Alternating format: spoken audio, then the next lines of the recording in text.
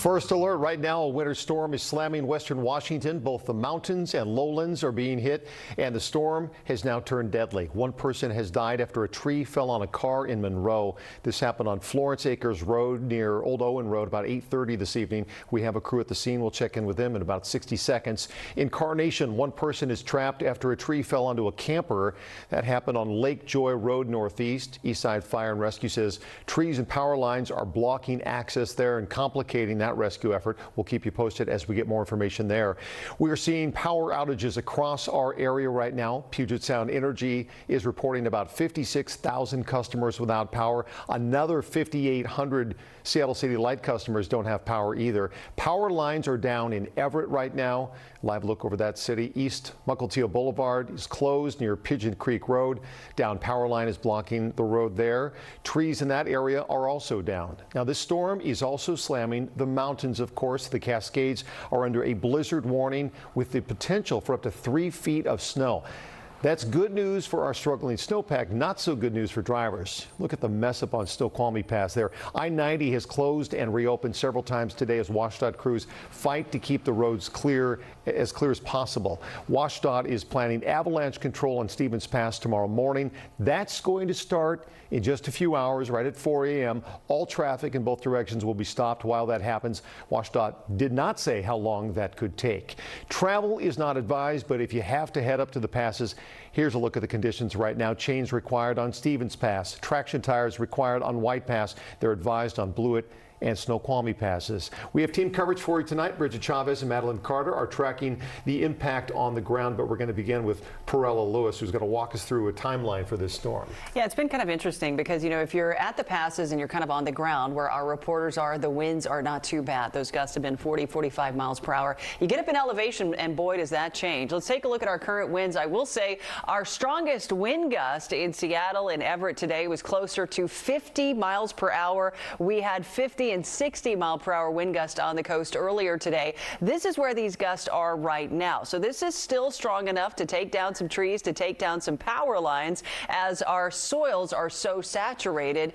These wind gusts have been off and on for the past several hours. So it's just kind of irritating that soil around it, pushing some of those trees down. This is at the base level of Snoqualmie Pass right now. This is rainfall. That snow level has gone way up as a warm front pushes through. Now we're waiting for that cold front, which is on its way, and switch it all back to snow. In the meantime, we've got some pretty strong winds. 134 mile per hour gust was measured at 9 o'clock tonight at Alpental, and all afternoon and evening in that location. Most of those winds have been 80 miles per hour or greater, those gusts. That's part of the reason why a blizzard warning remains intact through 5 o'clock tomorrow morning, and then we'll switch over to a winter storm warning where another 1, 2, maybe 3 feet of snow is likely for the mountains and the passes. Coming up, we'll take a look at when those winds will die down and how much more rain falls in the lowlands.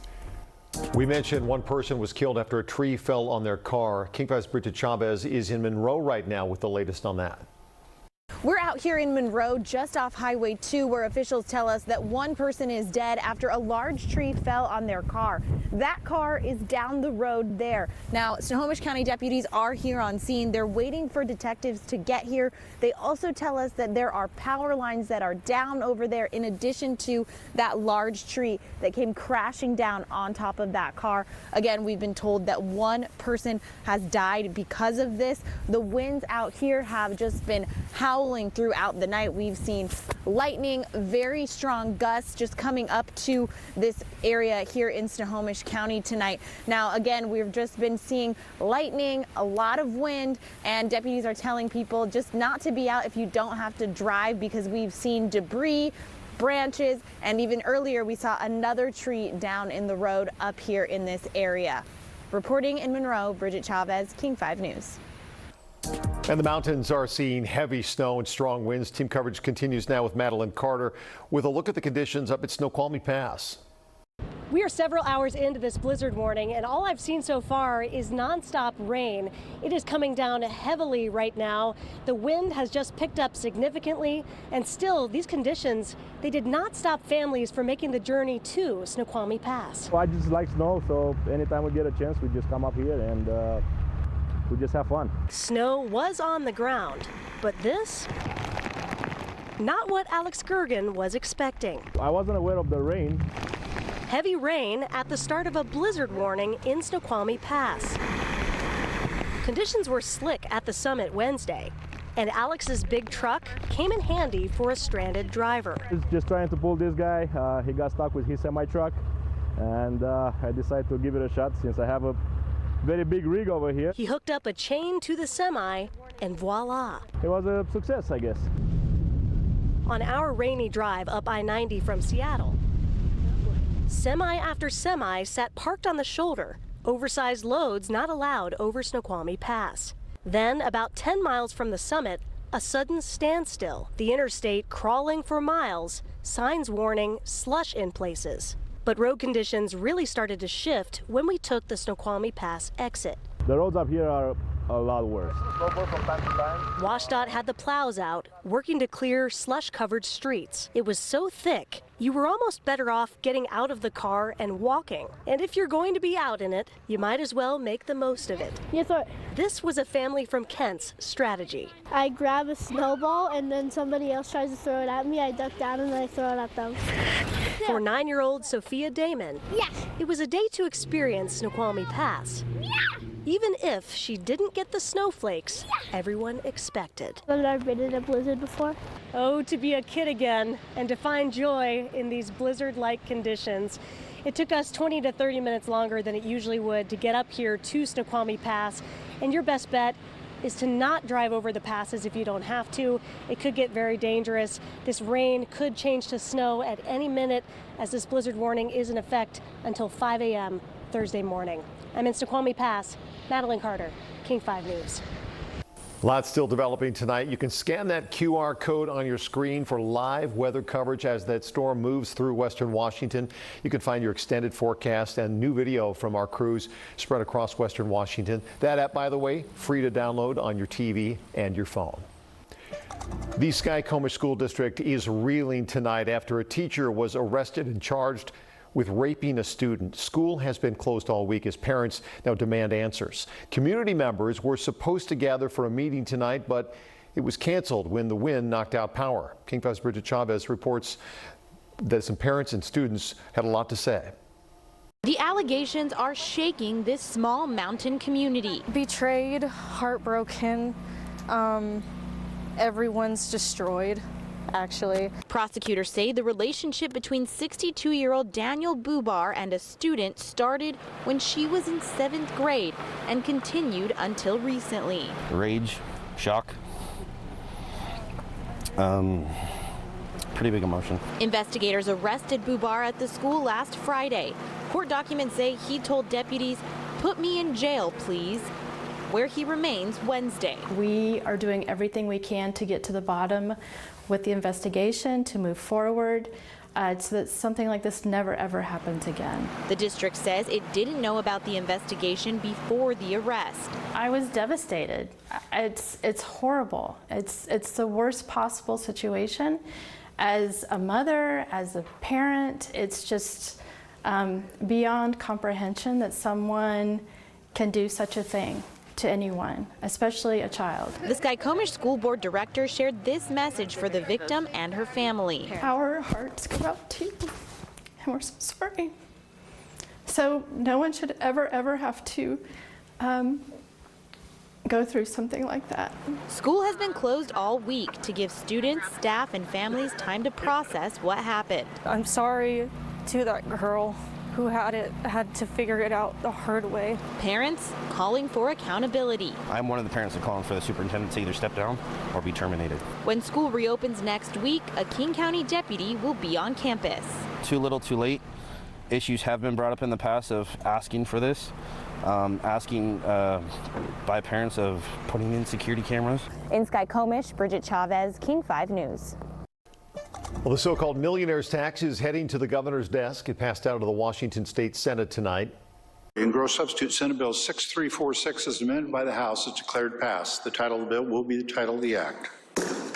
So this would be Washington's first income tax and is expected to face some legal challenges. Households would have to pay about 10% on any income above $1 million a year. Republicans are worried the tax will be expanded over time to impact lower earners and eventually everyone in the state. We asked the bill's sponsor about that. I don't think that the people who are in control in the legislature right now, i.e. the Democrats, are interested even remotely in taxing low and middle income people more.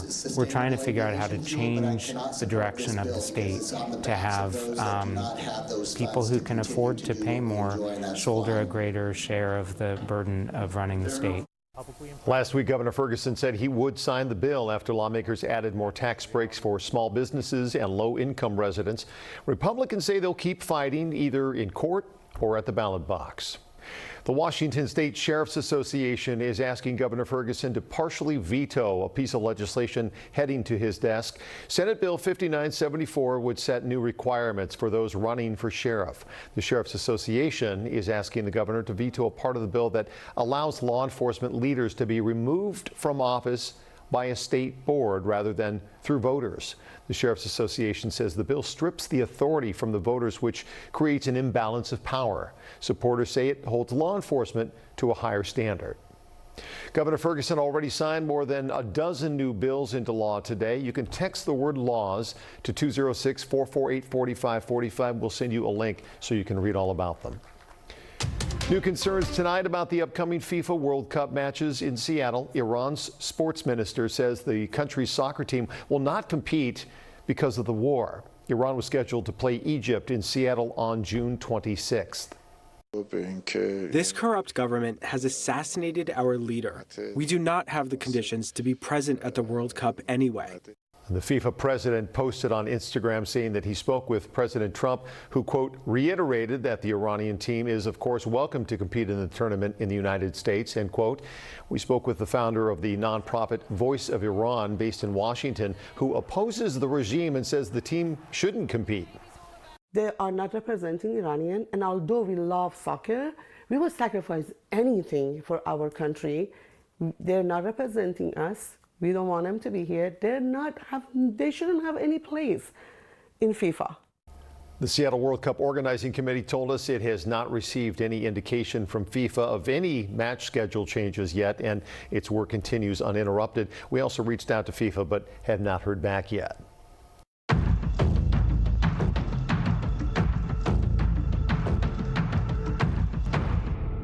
Well, they served their country, but now their country wants to deport them. Veterans and their advocates say immigration officials are violating their own policies by locking up former service members without considering their veteran status. King 5 immigration reporter Sharon Yu has the story. Detained at the Northwest ICE Processing Center. 124 days. Who's counting?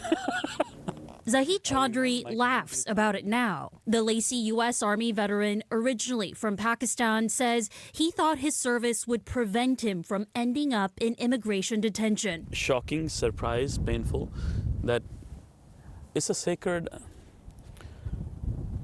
understanding between the country and its veterans. Chaudhry has been in the U.S. for nearly 30 years as a green card holder. Last year, he was one interview and a ceremony away from becoming a U.S. citizen. In August, at that interview at the Homeland Security Field Office in Tukwila, ICE arrested him. I'm qualified for expedited military naturalization 25 years ago. My kids are here, American citizens. My wife is American citizen. Her father was a U.S. Navy commander. How could this be happening to me? ICE says they arrested Chaudhry because he lied to the U.S. government about his criminal history in Australia in the early 90s, which includes, quote, financial deception, possession of stolen goods, and falsifying passports. Chaudhry had moved from Pakistan to Australia in search of a better life, initially working as a taxi driver, and was accused of possessing a passenger's passport. Chaudhry's wife, Melissa, said Zahid didn't have a choice but to plead guilty. And they wouldn't let him go that day until he signed away whatever they put against him. That's the coerced plea deal that DHS is now picking up. A common misconception is that when somebody serves in the United States military that they get automatic U.S. citizenship afterwards, but that is not the case. Right now, there are 2 veterans currently detained here at the Northwest ICE Processing Center in Tacoma. A 2025 DHS memo says military service alone doesn't protect a person from getting arrested and deported, but it also says the nature of the crime should be considered by prioritizing removing veterans who have committed violent crimes. Chaudhry's alleged crimes are nonviolent. We met so many more veterans who have not been released. Eric Ard with About Face, a veteran support organization, says Chaudhry's case isn't rare. Congress estimates more than 40,000 current service members are not U.S. citizens. Of those, About Face says they know of 3 currently in ICE custody nationwide. The organization says there were more, but they have all been deported. The ways of immigration throughout American history, they've all had outsized numbers of service, and I think they have a very complex history with loving a country that doesn't always love them back. In December 2025, after nearly 18 weeks in detention, Chaudhry was freed. A federal judge ruled he had been wrongfully detained because his deportation order is under appeal. But now Chaudhry has been released back home to his wife and kids. And she would ask me, Mama, have you got Baba home yet? And I'm like, no, sweetie, you'll be the first to know. And those weeks they felt endless. Chaudhry says for him, it's no longer about his own path to naturalization. It's about whether his service counts when it matters most. Why do you want to stay here after all of this? It's not about that.